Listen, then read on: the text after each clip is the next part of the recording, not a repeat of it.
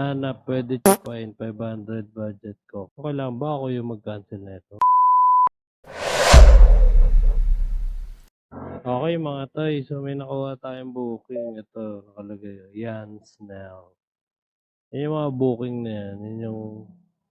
Naka-auto-accept kasi tayo dito sa angkas ngayon. Tapos may nakalagay na notes.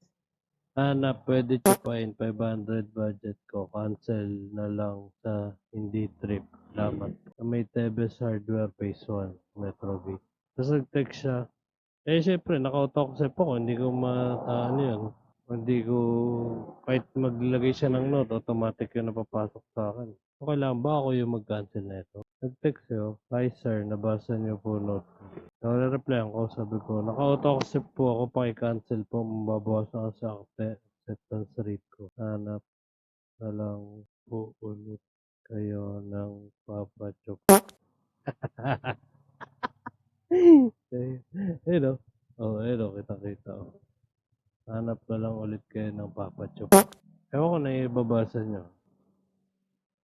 Hindi ko magka-cancel to. Sara ulo ba siya? So yun mga toy. Siyempre pagka ganyan, naka-auto-accept ka eh. Bakit ka magka-cancel? Ayan, di ba? Ay, nag-cancel si customer.